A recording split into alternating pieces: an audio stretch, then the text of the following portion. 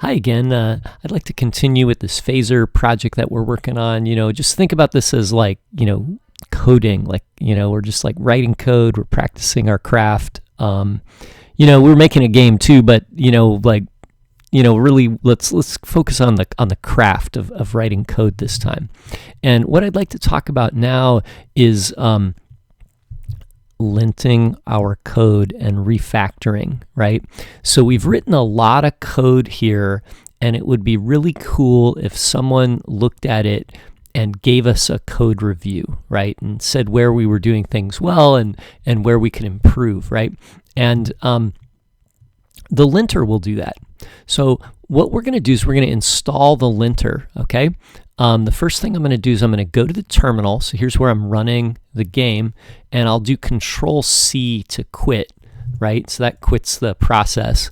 And then what I'm going to do is I'm going to install ESLint. So I'll say npm install ESLint. And then this will load the package up, right?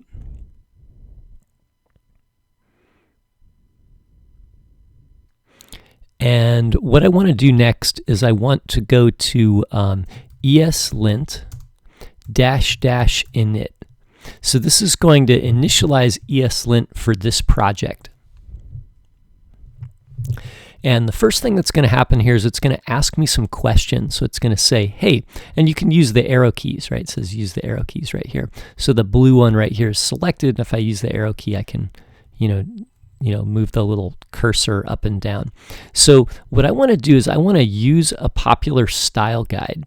So instead of setting all the settings for ESLint myself, I'm going to use a popular style guide. And this will be a style guide written by, some professionals, right? So I'll choose use popular style guide. You can just hit return. And then I'm going to use the Airbnb style guide. So I'll choose this first one. And then it says, hey, are you using React? And no, I'm not using React. The lowercase y it means you can hit Y on the keyboard. The uppercase N means we can hit N on the keyboard, or you can just hit return. So the uppercase one is the default answer, right? So if I just hit return, it'll say, no, we're not using React, right? So it said no there, right?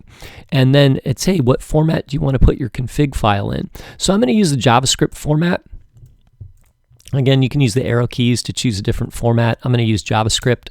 We're writing everything else in JavaScript. We might as well write the ESLint presets or config in JavaScript, right? And then it says, hey, Airbnb requires some version of ESLint.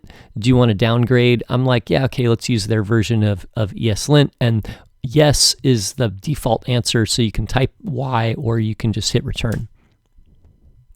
And then it says, hey, do you want to install them now? I'm going to say, yeah. And again, I can just hit return because Y is the default answer.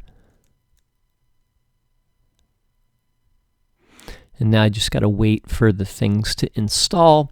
To get the linter working, you'll need to install it in your editor, and it's a little different for every editor.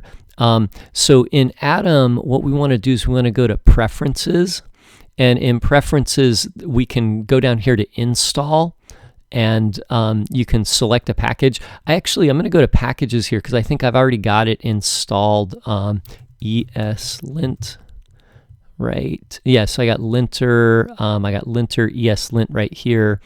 I can click update. But if you don't have it installed, you'll want to go to install and you'll want to type in ESLint.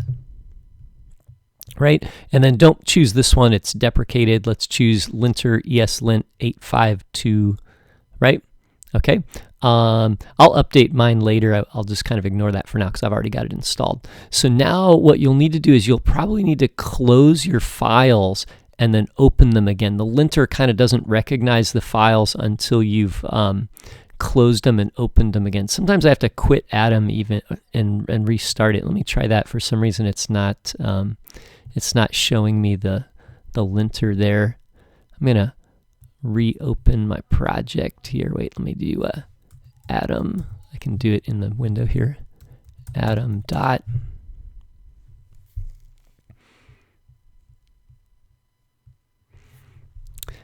Oh yeah, there we go. So when we get the linter working, you'll see that it gives me this little red line and a little dot here, and then when I hover over the area with the red line, it explains what the error is. So it's saying like, hey, the guys at Airbnb, they use 2 spaces instead of 4 spaces when they do the tabs, right? So you can set that as an option in your editor, right?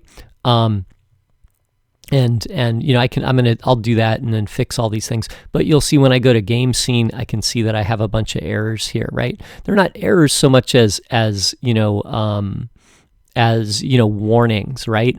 Sometimes they'll find errors too, but we ran our code and our code was working, so I don't think I have any errors. But they're going to give me linter errors, right? Which are kind of like best practice, right? And you can see I can hover over these and it shows me like I'm missing a semicolon, right? Missing the semicolon.